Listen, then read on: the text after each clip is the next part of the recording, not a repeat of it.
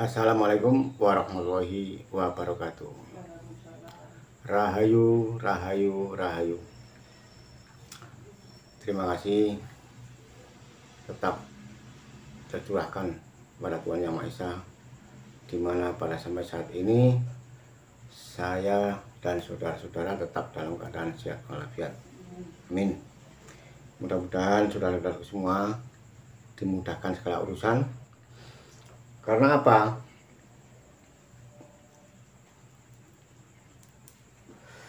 Untuk mencapai semua itu adalah perlu proses. Untuk mencapai semua itu memang perlu proses, dan prosesnya itu sangat lama sesuai dengan perjalanan kita. Ketika kita mendapatkan satu anugerah dari Tuhan, misalnya ini, kita mendapatkan kunci wahyu pojok gaib, ya, wahyu pojok gaib. Kemudian kita merasa terbebani. Dalam arti apa? Kita merasa berat, tidak kuat lah bahasanya. Itu karena apa? Masih ada hal-hal ataupun masih ada virus-virus, masih ada bahan-bahan di dalam tubuh kita yang belum selesai. Satu contoh begini.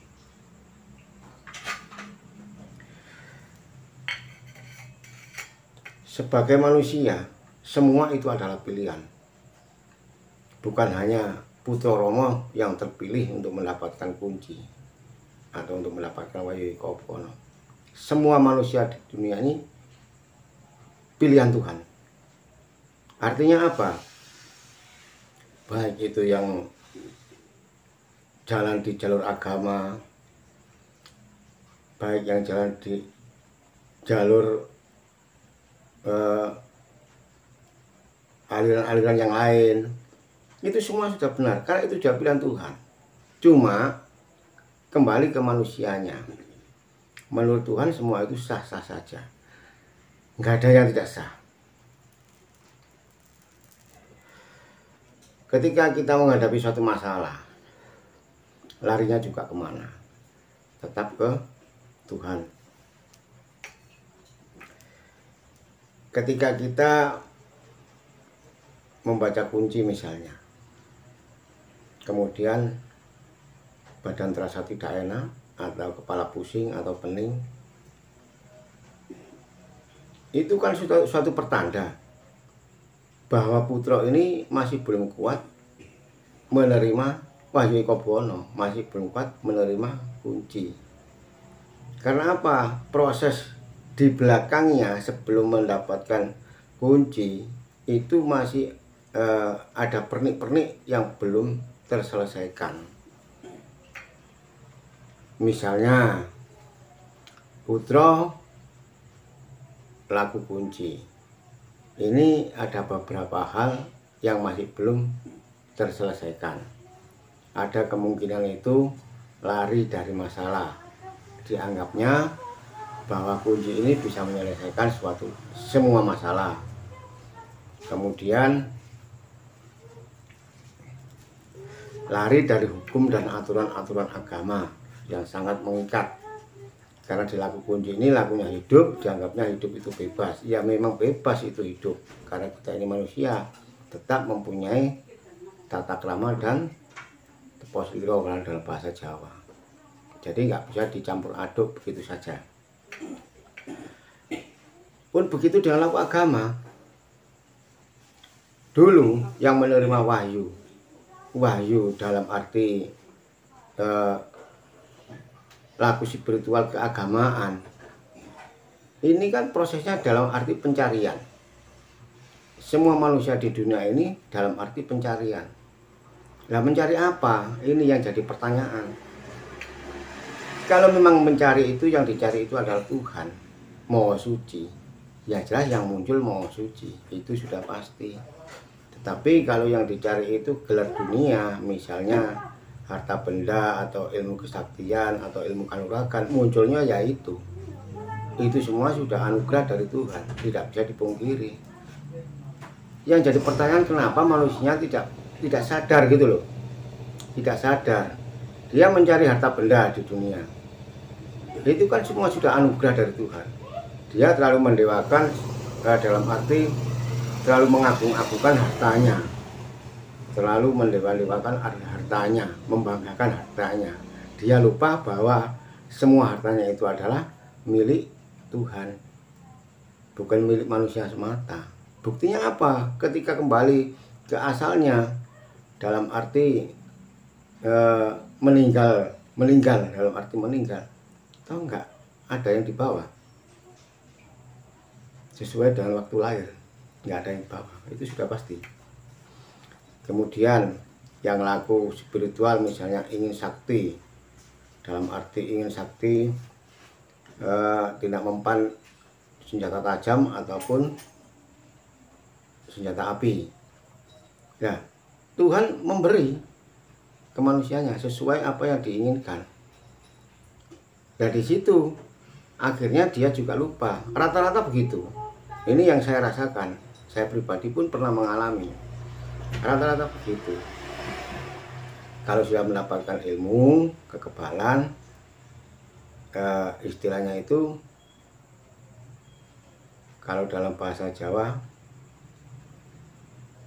apa ya, dudeng itu nggak mempan ditembak ataupun nggak mempan dibacok. Sopo siro sopo ingsun, siapa kamu siapa saya, kan begitu. Karena merasa dirinya sudah sakti. Nah, akhirnya apa? Gangkara murkaan yang ada itu, jadinya dia mengikuti gelar pikiran, gelar angan-angan, sampai gelar panca indera, merasa dirinya itu sakti, akhirnya berbuat seenaknya sendiri. Dibacok sudah nggak mempan, ya ditembak juga nggak mempan. Akhirnya kalau dalam bahasa Jawa itu telarung-telarung, ngombroworo, seenaknya sendiri, kan gitu. Nah, dalam laku kunci hal-hal seperti itu, kalau memang kita ini dalam arti pencarian yang sesungguhnya, yang dari latar belakangnya perbuatan seperti itu, dan saya pastikan, saya yakin selama menjalani kunci, setia dengan kunci, ini pasti akan terkikis habis, bahkan tidak ada gitu, tidak ada. Karena apa? Bisa jadi kita ini lepas kendali, misalnya kita menghadapi masalah atau menghadapi orang lain, ya emosinya tinggi, kita sebagai putra di dalam sudah ikut emosi, ini pasti. Nah, kalau kita keluarkan di gelarnya, kan ikut emosi juga, terjadilah pertengkaran. Tapi dalam laku kunci ini kan laku kunci laku dalam, ya dimasukkan sekalian.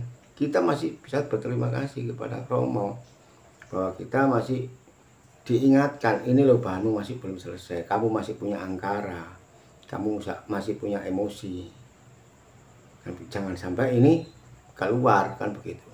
Ini semua saja, mencakup semuanya dalam segala hal. Tetapi kalau awalnya itu memang dasarnya itu dari pencarian sejati, misalnya ingin tahu jati diri, ingin tahu Tuhan yang sebenarnya itu siapa.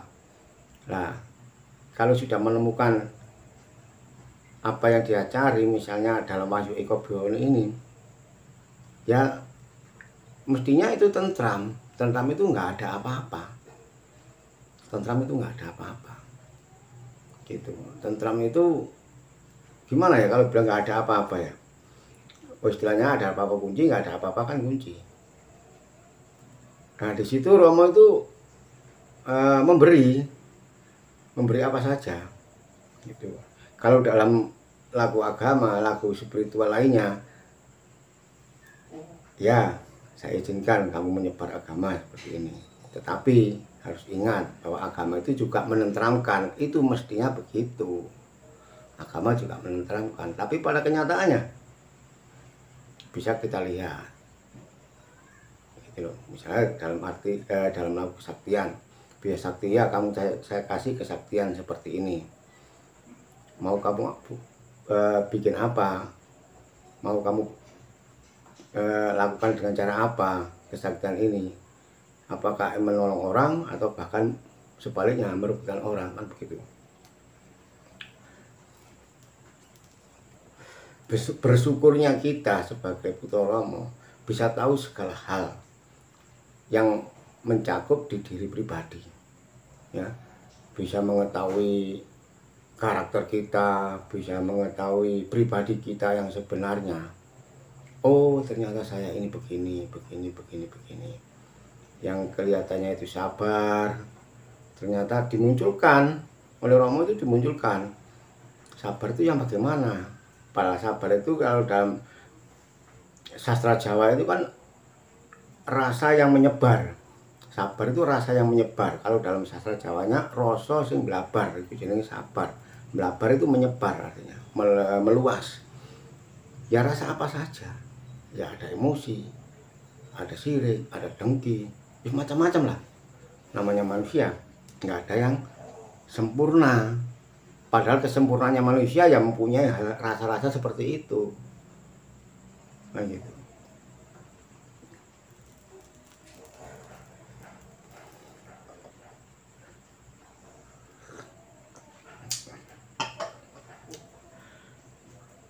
Jadi kalau ada yang mengatakan putra itu harus kuat, buktinya apa? Kalau putra itu kuat menyandang kunci, itu buktinya apa? Mana buktinya? Padahal lahirnya putra pertama waktu itu, beliaunya itu di Asmo, di Sabdo Asmo, di Wedar Kunci itu apa ya, pingsan 3 kali. Iya, pingsan 3 kali. Itu kan jelas bahwa kunci ini berat-beratnya berat, nggak bisa main-main. Jangan mentang-mentang kita sudah mempunyai pusaka yang namanya kunci ini. Kalau digelarnya pusakanya itu bentuknya Cangkok Wijayakusumo. Itu simbolnya kan seperti itu, Cangkok Wijayakusumo. Jadi nggak semudah yang kita bayangkan. Misalnya kalau kita ini benar-benar kuncinya itu tekun, sungguh-sungguh. Nah ini hal-hal sekecil apapun, kekurangan-kekurangan kita ini sehalus apapun, ini muncul semua. Karena apa? Di istilahnya itu bahan-bahan seperti itu masih terpendam. Nah kuncinya ini mau apa itu? Menekan gitu loh. Menekan bahan-bahan seperti itu sampai benar-benar dasarnya bersih. Gitu. Ini ketekan kunci sekali, 2 kali, 3 kali, seterusnya ini muncul lagi, muncul terus sampai benar-benar nggak ada apa-apa di situ, benar-benar nggak ada apa-apa. Gitu. Mestinya begitu juga dengan laku agama, yang tekun dengan agamanya, mestinya begitu. Misalnya kalau basic saya kan agama Islam, taat dengan perintah agama 5 waktu, sholat 5 waktu. Ini kalau benar-benar tekun, ini menekan keangkaran murkaan, ini membersihkan keangkaran murkaan. Mestinya begitu. Kalau sudah tekun sungguhan, nggak ada istilahnya marah atau benci atau membedakan, itu sudah nggak ada lagi. Artinya juga nggak ada apa-apa. Ini dalam ranah laku agama, nggak ada bedanya dengan laku kunci, semua itu sama. Cuma kunci ini di dalam, kalau laku agama itu masih di luar, kan gitu. Kalau laku agama itu masih di luar, belum merasuk ke dalam.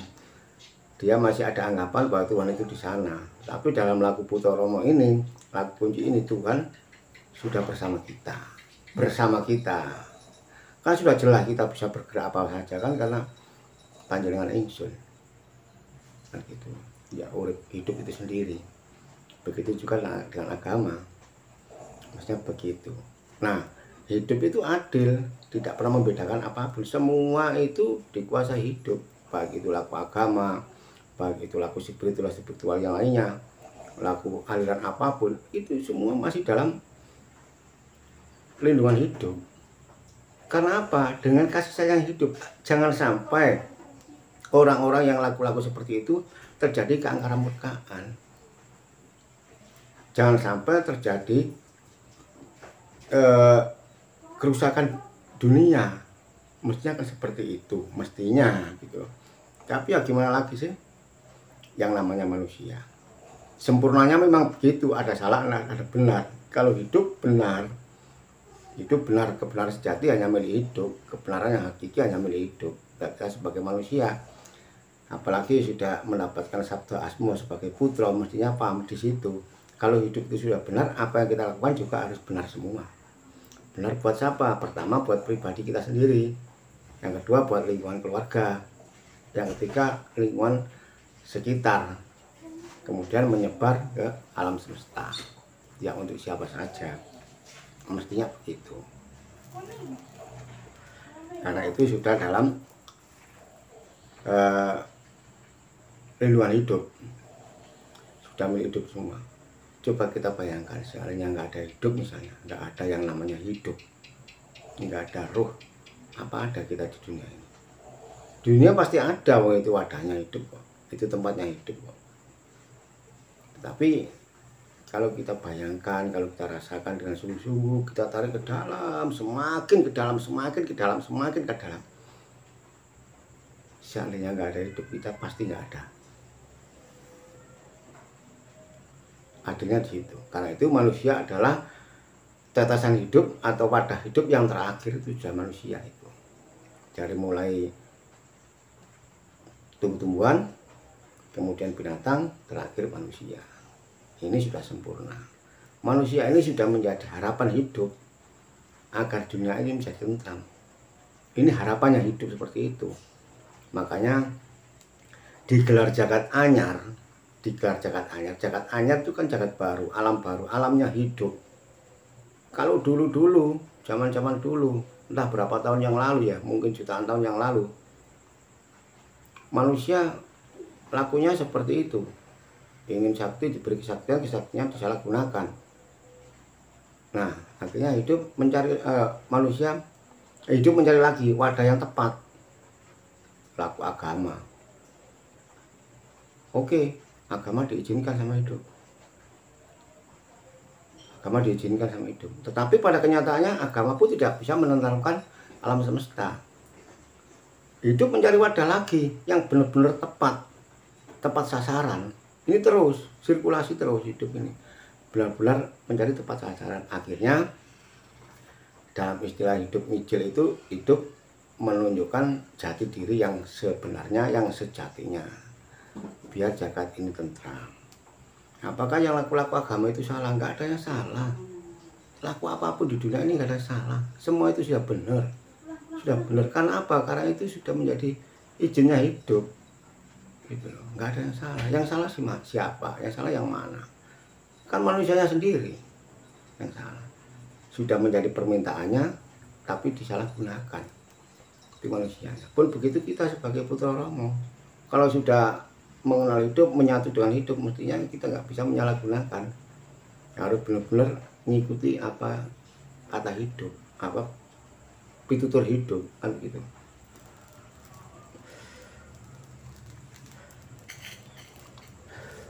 Sesuai dengan kesetiaannya dengan kunci, paweling, singkir, asmo, kemudian mijil. Itu sesuai wajib pojok itu, wajib pojok gaib ini benar-benar komplit, nggak beda dengan agama. Islam juga mendapat wahyu rukun Islam itu ya, syahadat, sholat, zakat, poso, pergi haji, itu juga sama. Itu semua kan bermakna semua. Nah, kalau manusia hanya sekedar ingin mencari pelarian, ya, menghindar dari dogma-dogma atau menghindar dari aturan-aturan agama, kemudian lari ke kunci, saya rasa itu sudah terlihat dari apanya? Terlihat dari karakter manusianya, gitu loh. Sudah terlihat, dianggapnya kunci ini benar, memang benar, dianggapnya, kemudian menganggap agama itu kurang benar, kurang pas, nah, gitu. Nah, kita makhluk hidup, kita mengikuti hidup, ya sudah mendapatkan dogma juga dari hidup. Gitu. Mendapatkan dogma juga, doktrin juga dari hidup. Hidup itu mendogma kita, mendoktrin kita. Jangan sampai jagat ini, apa dalam bahasa Jawa, kontrangan-ringan. Jangan sampai jagat ini rusak. Jangan sampai alam semesta ini mengalami malapetaka. Dogmanya seperti itu.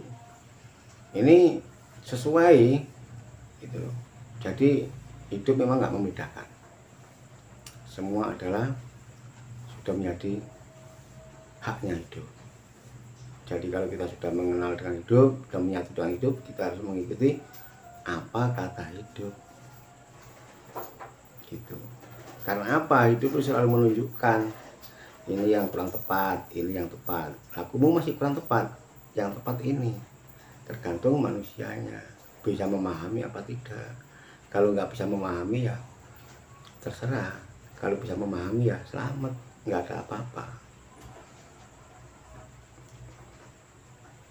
Padahal semua sudah diberikan, Dan wahyu Eko Buwono ini wahyu yang terakhir, sudah nggak ada wahyu lagi. Ini sudah pasti, Tuhan tidak akan memberikan wahyu lagi. Karena apa? Pengampunan yang ke-6 ini sudah manusia masih berangkara murka. Kemudian pengampunan yang terakhir ini, pengampunan yang ke-7, kunci ini. Makanya dibaca 7 kali ini, fungsinya kan menetralisir atau menyempurnakan leluhur-leluhur kita, mulai dari 7 turunan ke atas ke bawah, kiri kanan, depan dan belakang. Apa mungkin? Ya jelas mungkin. Berkeyakinan itu namanya beriman, pasti. Jadi kita tidak perlu menyempurnakan dalam arti pergi ke tempat-tempat misalnya kuburan, makam orang tua atau makam saudara kita, menyempurnakan di situ. Saya juga pernah mengalami hal seperti itu. Tapi setelah saya telusuri lagi, pelajari lagi, saya selalu minta dawuh-dawuh dari Romo, akhirnya diberitahu, baca kunci aja, nanti semuanya akan ikut.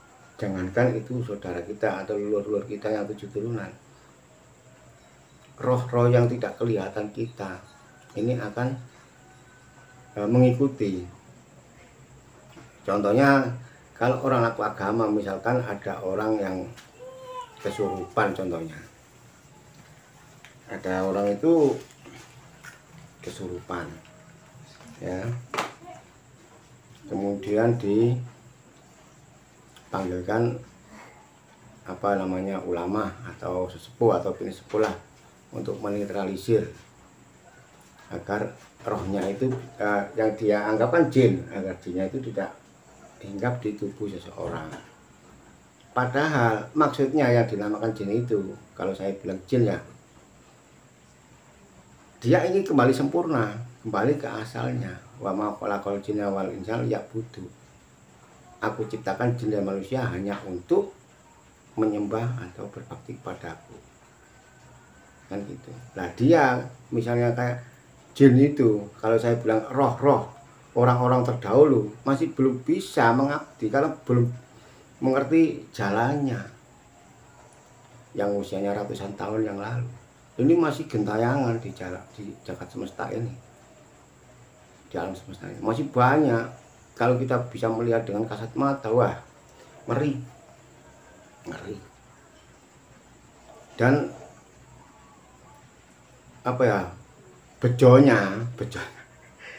bejonya dalam laku putra ini, roh-roh seperti itu bisa nempel sempurna kembali ke asalnya, gitu. Seperti kan ada ayat, aku tiupkan sebagian rohku kepada makhluk ciptaanku dan nanti akan kembali ke genggamanku, kan seperti itu mestinya, kan begitu. Tapi perjalanan roh ini mengikuti manusia waktu di kelar dunia ini terlalu jauh, akhirnya nggak tahu jalannya kembali, tersesat.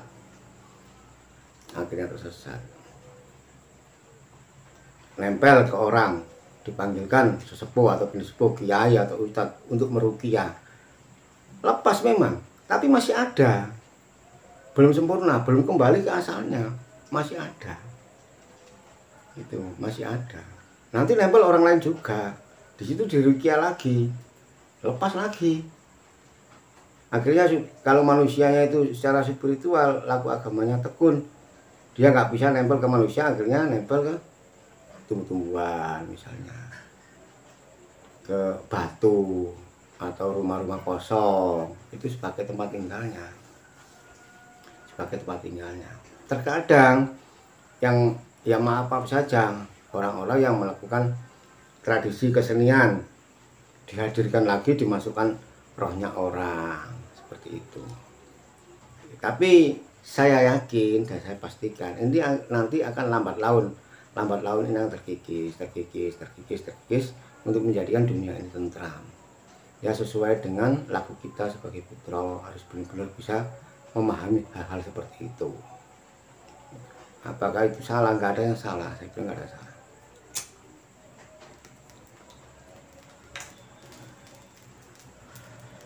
Nggak ada yang salah, semua itu adalah kebenaran. Berkebenaran itu enak kok. Jadi menganggap apa yang terjadi di depan kita itu sudah benar adanya. Memang begitu, itu buat kita kok. Misalnya di depan kita ada orang bertengkar lah. Dari orang bertengkar itu kan ke angkara murkaan. Angkara murka, musuh angkara murka. Dia nggak ada yang bisa disalahkan. Maunya menang semua. Itu padahal hidup kan ada itu. Ayatnya hidup. Menang tapi tidak mengalahkan, tidak merendahkan. Dalam bahasa Jawa, unggul neng orang ngasorake. Gitu loh. Menang tapi nggak ada yang dikalahkan. Karena apa yang dikalahkan juga hidup kan gitu. Nah bejonya kita, saya bilang bejo itu bahasa Indonesia apa ya? Bejo itu. Saya bilang bejo lah, bejonya kita sebagai laku kunci. Kalau melihat hal-hal seperti itu, misalnya ada orang bertengkar, kita sabdakan aja, selamat, tidak ada apa-apa.